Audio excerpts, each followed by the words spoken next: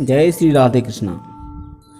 प्रिय मित्रों, मैं आपको अपने चैनल कान्हा तेरे दास हैं हम के माध्यम से श्रीमद् भागवत गीता के तीसरे अध्याय का श्रवण कराता हूँ, अतः ध्यान से सुनो। अर्जुन ने पूछा, हे जनार्दन, यदि आपके तप से कर्म से बुद्धि श्रेष्ठ है तो केशव मुझे इस घोर कर्म में क्यों लगाते हो? मिले हुए वचनों से आप मेरी बुद्धि को भ्रम में डाल रहे हैं। निश्चय करके मुझे बतलाइए जिससे मैं कल्याण को प्राप्त हूँ। श्री कृष्ण जी बोले, हे निष्पाप अर्जुन, मैं पहले समझा चुका हूँ कि इस लोक में दो प्रकार की निष्ठा कही है। एक तो सांख्य वाले का ज्ञान योग और दूसरा योगियों का कर्म योग। कर्मों का प्रारंभ न करने से ही कोई निष्कर्म नहीं कहलाता और कर्मों का त्याग करके संन्यास करने से ही किसी को सिद्धि नहीं मिल जाती। मनुष्य क्षण भर भी कर्म किए बगैर नहीं रह सकता। प्रकृति के गुण ही सब मनुष्यों को कुछ न कुछ कर्म करने में लगाते हैं। जो अज्ञानी कर्मेंद्रियों को रोककर आत्मचिंतन करने के बहाने विषयों की चिंता करता है, वह पाखंडी मिथ्याचारी कहलाता है। हे अर्जुन, जो इंद्रियों को मन से दमन कर और विषयों में प्रवृत्त न होने देकर उनसे कार्य लेता है, वह कर्मयोग का अभ्यास कहलाता है और श्रेष्ठ कहलाता है। अपने धर्म के अनुसार नियमित कर्म करो, क्योंकि कर्म न करने से कर्म को करना अच्छा है। बिना कर्म किए तुम्हारे शरीर का निर्वाह नहीं हो सकता। हे कौतेन्य, यज्ञ के निमित्त किए जाने वाले कर्मों को छोड़कर जितने कर्म हैं उनके करने से मनुष्य को बंधन होता है। अतएव तुम फल की इच्छा त्याग कर यज्ञ के लिए कर्म करो। सृष्टि के आरंभ काल में ब्रह्मा जी ने यज्ञ सहित प्रजा को उत्पन्न कर प्रजा से कहा था कि यज्ञादि कर्म करके वृद्धि को प्राप्त होगे। यही सब कर्म तुम्हारे निमित्त कामधेनु होंगे। इस यज्ञ से तुम देवताओं को संतुष्ट करते रहो और देवता भी तुमको संतुष्ट करेंगे। इस प्रकार परस्पर बर्ताव करते हुए तुम और देवता कल्याण को प्राप्त होंगे। यज्ञ आदि कर्मों से प्रसन्न होकर देवता तुमको इच्छित सुख की सामग्रियां देंगे, परंतु उनके दिए हुए दान को जो बिना उनका भोग लगाए ग्रहण करता है वह चोर है। पंच महायज्ञ करके जो शेष बचा हुआ भोग ग्रहण करते हैं वे सब पापों से मुक्त हो जाते हैं, और जो अपने निमित्त ही अन्न पकाते हैं वे पापी पुरुष पाप को ही भक्षण करते हैं। अन्न से ही प्राणियों की उत्पत्ति होती है। अन्न मेघ से उत्पन्न होता है और मेघ यज्ञ द्वारा जल बरसाता है, और यज्ञ की उत्पत्ति कर्म से होती है।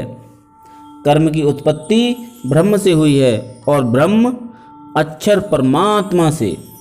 इस कारण सदा सब पदार्थों में रहने वाला जो ब्रह्म है वह सब यज्ञों में प्रस्तुत है। हे पार्थ, इस प्रकार चलाए हुए कर्म के चक्र के अनुसार जो नहीं चलता है वह पाप में है। जो पुरुष आत्मा में ही रत रहता है और आत्मानंद अनुभव से तृप्त रहता है, उसे कुछ भी कार्य शेष नहीं। वह कोई कर्म करे या न करे, उसको कोई प्रयोजन अथवा लाभ नहीं है, और किसी प्राणी से अपना लाभ कराने की भी उसे कोई आवश्यकता नहीं। इसलिए तुम भी फल की प्राप्ति इच्छा त्याग कर कर्तव्य पालन करते रहो, क्योंकि फल की इच्छा को त्याग कर्म करने वाला पुरुष मोक्ष को प्राप्त होता है। राजा जनक आदि ने भी कर्म सिद्धि पाई है। इसी प्रकार तथा लोक संग्रहण को देखते हुए भी तुमको कर्म करना उचित है। श्रेष्ठ पुरुष जिस जिस कर्म का आचरण करता है दूसरे मनुष्य उसी मार्ग पर चलते हैं, और वह जिसको प्रामाणिक मानता है उसी के अनुसार सब उत्तम मानते हैं। हे पार्थ, मुझको तीनों लोक में कुछ भी कर्म शेष न रहा और न कोई अप्राप्त वस्तु प्राप्त करनी है, फिर भी मैं कर्म करता ही रहता हूँ। यदि हम ही आलस्य रहित होकर कर्मों को नहीं करेंगे तो मनुष्य हर प्रकार से हमारे ही पथ का अनुकरण करेंगे। जो मैं ही कर्म न करूं तो सब लोग भी न करने से नष्ट हो जाएंगे।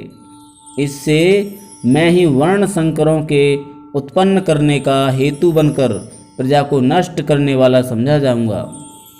जिस प्रकार अज्ञानी फल की इच्छा करके कर्म करता है, वैसे ही फल की इच्छा न करते हुए ज्ञानी को लोक शिक्षा की इच्छा करते हुए कर्म करना उचित है।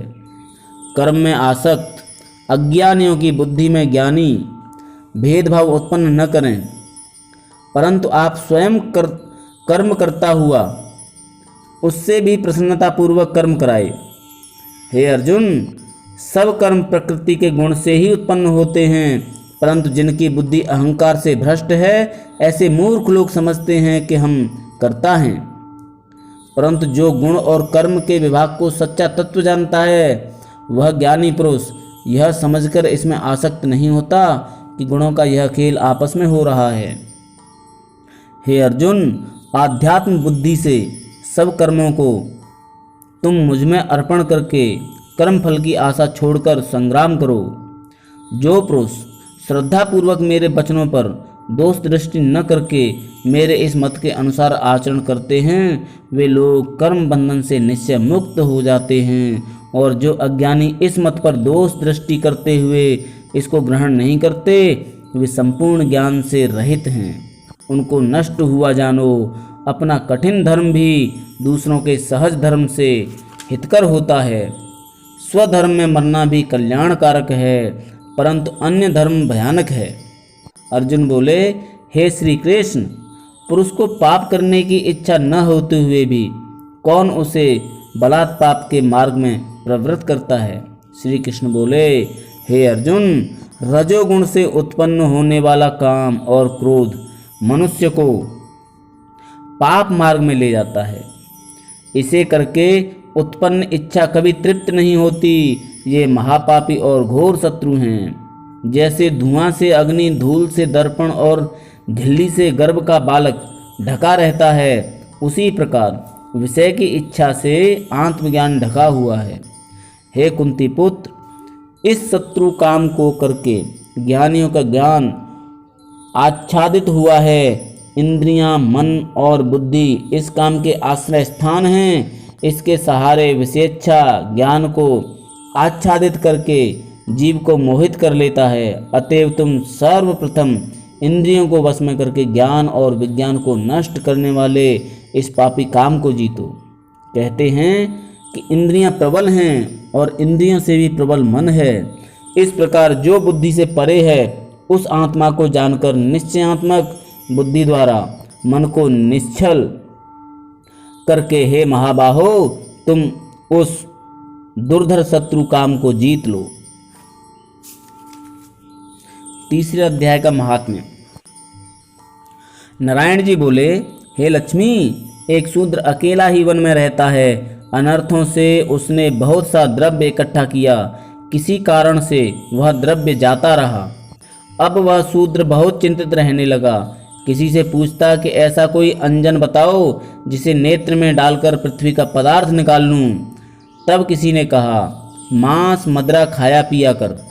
वह खोटा कर्म करने लगा। एक दिन धन की लालसा कर चोरी करने गया। रास्ते में चोरों ने मार दिया। तदनंतर उसने प्रेत की योनि पाई। उस प्रेत योनि में उसे बड़ा दुख हुआ। एक वट के वृक्ष पर रात दिन चिल्लाया करता कि कोई ऐसा भी है जो मुझे इस अधम देह से छुड़ाए। कुछ समय बाद शूद्र की स्त्री से पुत्र जन्मा।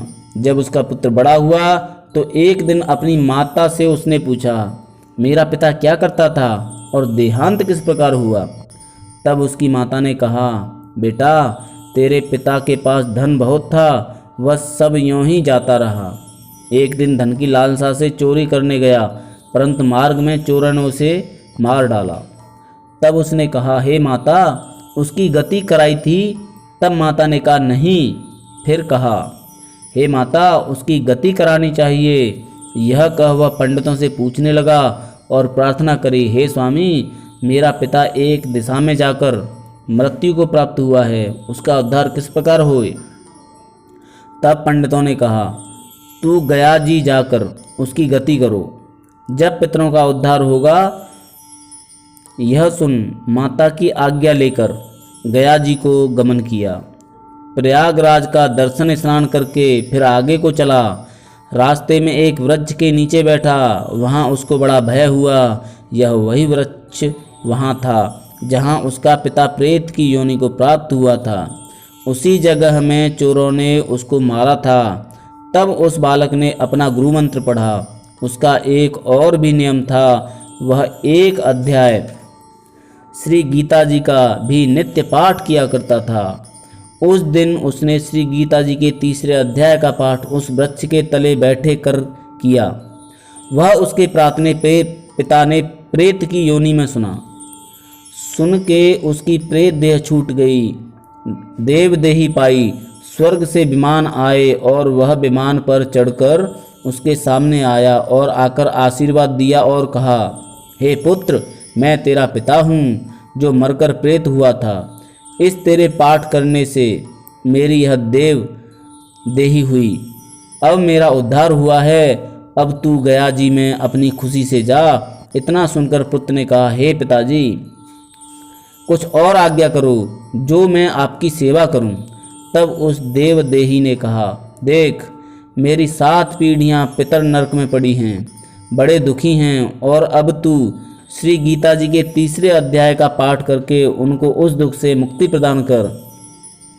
इतना वचन कहकर वह देवदेही स्वर्ग को गई। तब बालक ने वहाँ तीसरे अध्याय का पाठ किया और सब पितरों को पुण्य देकर वैकुंठगामी किया। जो प्राणी श्री गीता जी का पाठ करे या श्रवण करे, उसका फल कहाँ तक कहें, कहने में नहीं आ सकता। तब नारायण जी ने कहा, हे लक्ष्मी, यह तीसरे अध्याय का जो फल मैंने तेरे लिए कहा है सो तूने सुना है। जय श्री राधे कृष्णा, जय श्री राधे कृष्णा।